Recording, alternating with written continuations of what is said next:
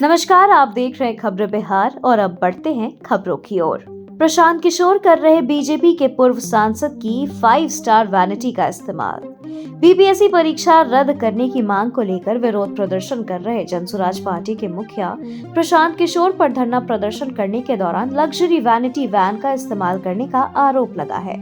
हालांकि प्रशांत ने ऐसे किसी भी आरोप से इनकार कर दिया, लेकिन अब इस मामले में नई जानकारी सामने आई है। सूत्रों से मिली जानकारी के मुताबिक यह वैनिटी वैन पूर्णिया से 2 बार बीजेपी के टिकट पर सांसद रहे उदय सिंह की है।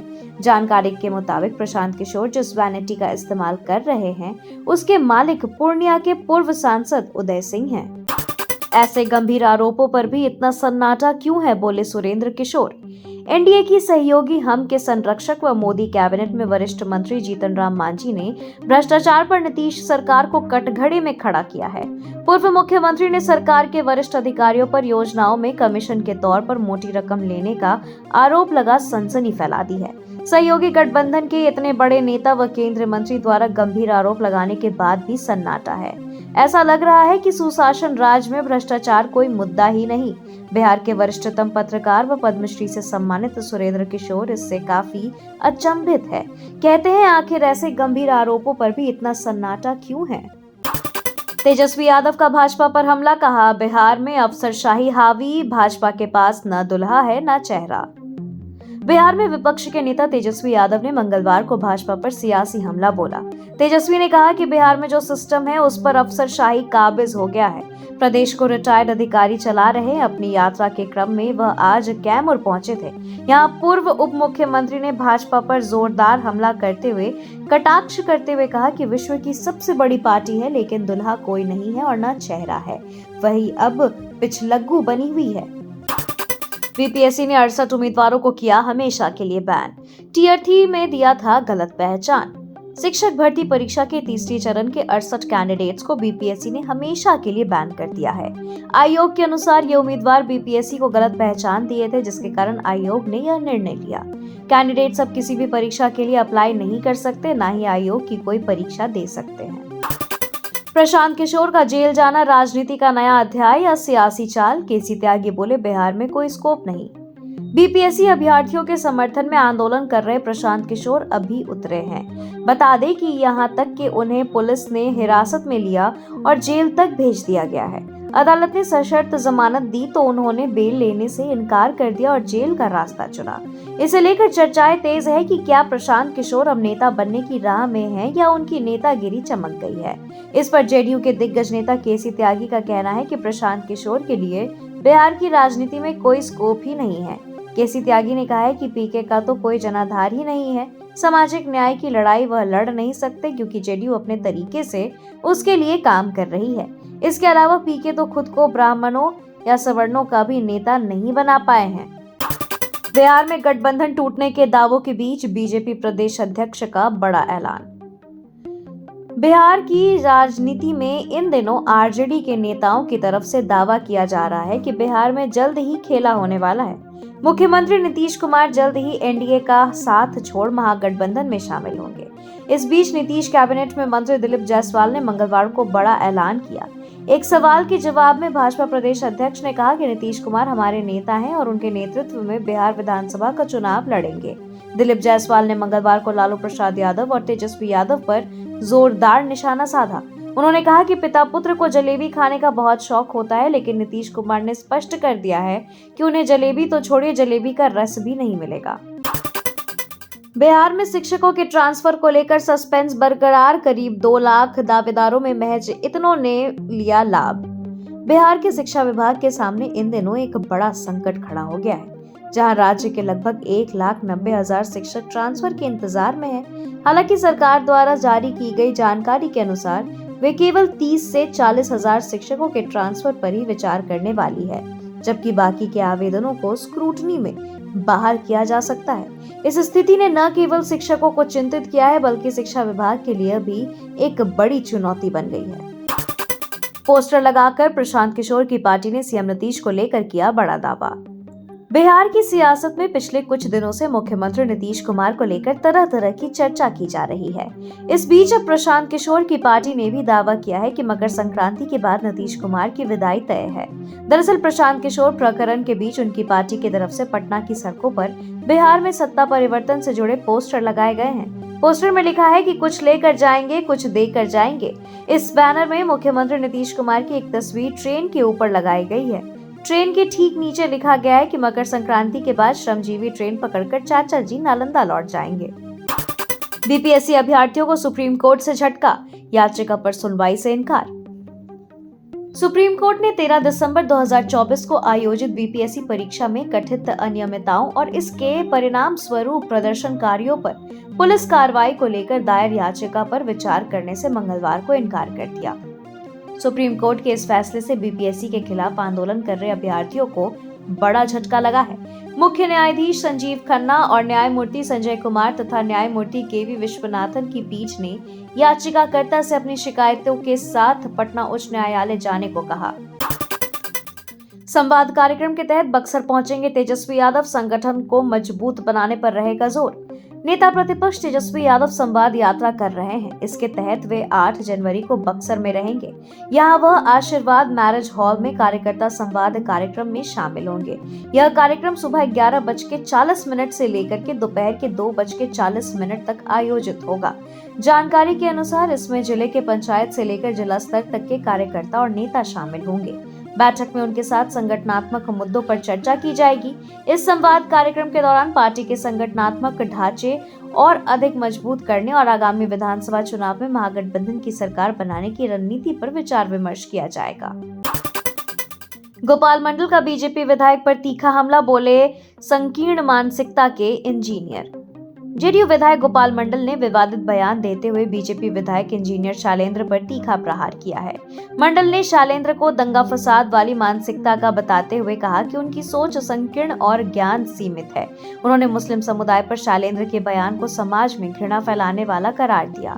गोपाल मंडल ने कहा कि मुख्यमंत्री नीतीश कुमार की सरकार समाज में सौहार्द बनाए रखना चाहती है, जबकि शैलेंद्र जैसे नेता वोट बैंक की राजनीति में व्यस्त है।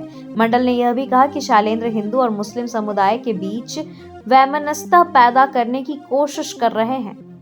इस तीखी बयानबाजी से बिहार की सियासत गरमाई हुई है और अब सबकी नजर शैलेंद्र की प्रतिक्रिया और इस विवाद की राजनीति के प्रभाव पर है। सांसद पप्पू यादव ने कोढ़ा में वितरित कराए कंबल। ठंड के प्रकोप को देखते हुए पूर्णिया सांसद राजेश रंजन उर्फ पप्पू यादव ने गरीब, निसहाय एवं जरूरतमंद लोगों के बीच कंबल वितरण कराने के लिए कोढ़ा क्षेत्र में कंबल भेजे हैं। सोमवार को सांसद प्रतिनिधि वकील दास और उनके सहयोगियों ने प्रखंड के विभिन्न इलाकों और सामुदायिक स्वास्थ्य केंद्र में मरीजों के बीच कंबल बांटे। इस वितरण कार्य में वकील दास के साथ संजय सब्बल, इंद्रदेव सिंह कुशवाहा और कई अन्य कार्यकर्ता शामिल हुए। वकील दास ने बताया कि सांसद पप्पू यादव ने ठंड से राहत देने के उद्देश्य से यह पहल की है। इस अभियान के तहत जरूरतमंदों को कंबल देकर ठंड से बचाव में मदद की जा रही है। भाजपा सांसद संजय जायसवाल ने तेजस्वी यादव के कार्यकाल और नीतियों पर उठाए सवाल, जनता से जवाब देने की मांग। भाजपा सांसद संजय जायसवाल ने तेजस्वी यादव की नीतियों और कार्यकाल पर सवाल उठाते हुए कहा कि राजद नेता ने अपने 1.5 साल के उप मुख्यमंत्री कार्यकाल में कोई उल्लेखनीय काम नहीं किया है। उन्होंने कहा कि ग्रामीण विकास, पर्यटन और नगर विकास जैसे 5 विभागों का नेतृत्व करने के बावजूद तेजस्वी यादव जनता के लिए ठोस परिणाम नहीं दे सके।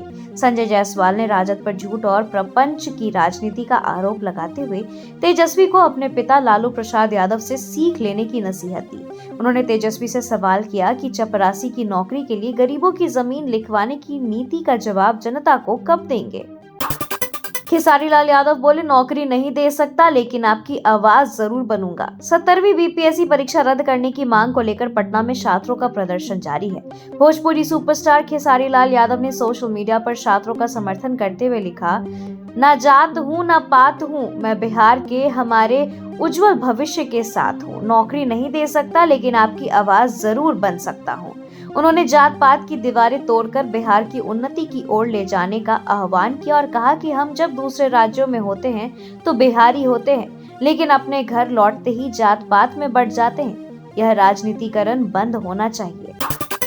बिहार विधान परिषद उपचुनाव के लिए जेडीयू ने किया उम्मीदवार का ऐलान, ललन प्रसाद को मिला टिकट। बिहार की एक सीट पर होने वाले विधान परिषद उपचुनाव के लिए जेडीयू ने अपने उम्मीदवार के नाम का ऐलान कर दिया है।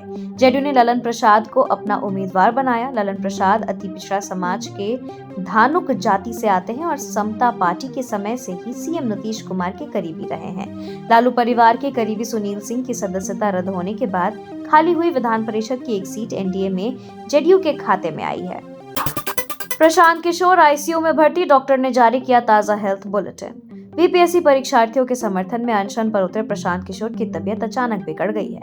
उन्हें वेदांता अस्पताल में भर्ती कराया गया था। डॉक्टर ने उनके स्वास्थ्य को लेकर ताजा अपडेट दिया है। बताया जा रहा है कि प्रशांत किशोर को आईसीयू में भर्ती करा दिया गया है। उनका इलाज चल रहा है। वेदांता के डॉक्टर और मेडिकल डायरेक्टर रविशंकर सिंह ने उनकी तबीयत की जानकारी दी है। उन्होंने कहा कि जहाँ हम लोग उनकी निगरानी कर रहे हैं, उनकी हालत स्थिर है। डिस्चार्ज करने के सवाल पर डॉक्टर ने कहा कि अभी हम लोग उनके स्वास्थ्य की निगरानी कर रहे हैं, तो इस पर किसी तरह की जानकारी देना जल्दबाजी होगी। बिहार के कई जिलों में झटके, जान माल के नुकसान की स्थिति साफ नहीं। मंगलवार सुबह 6:30 बजे के आसपास बिहार के कई जिलों में भूकंप के झटके महसूस किए गए। नेपाल से सटे शिवहर में तीव्रता 7.1 मापी गई है, जबकि अन्य जिलों में 5.3 रही। झटके इतने तेज थे कि लोग डरकर घरों से बाहर निकल गए। पटना, सारण, मुजफ्फरपुर, सहरसा, सुपौल, पूर्णिया और पूर्वी चंपारण समेत कई जिलों में झटकों ने दहशत फैला दिया। बहुमंजिला इमारतों में झटके ज्यादा महसूस हुए। मुंगेर, समस्तीपुर और शेखपुरा में भी भूकंप दर्ज किया गया है। फिलहाल जान माल के बड़े नुकसान की सूचना नहीं है। हालांकि विशेषज्ञों ने भूकंप के बाद सतर्क रहने की सलाह दी है। बिहार में एचएमपीवी वायरस को मात देने के लिए नीतीश सरकार तैयार। चीन में फैले एचएमपीवी वायरस को बिहार में मात देने के लिए कोरोना की तर्ज पर इंतजाम किए जाएंगे। इसके लिए स्वास्थ्य विभाग ने तैयारी शुरू कर दी है। स्वास्थ्य विभाग ने केंद्र सरकार के दिशा निर्देश के बाद सभी जिलों में जिलाधिकारियों, मेडिकल कॉलेज, अस्पतालों के प्राचार्य एवं अधीक्षक, सिविल सर्जनों को इस वायरस से बचाव के लिए कोरोना की तर्ज पर ही इंतजाम करने का निर्देश दिया। स्वास्थ्य विभाग के अनुसार यह एक श्वसन तंत्र से जुड़ा हुआ वायरस है। इसके संक्रमण से बचने के लिए कोई विशेष एंटीवायरल या वैक्सीन अब तक उपलब्ध नहीं है। आईएएस संजीव हंस भ्रष्टाचार मामले में निलंबित, केंद्र सरकार ने दी मंजूरी।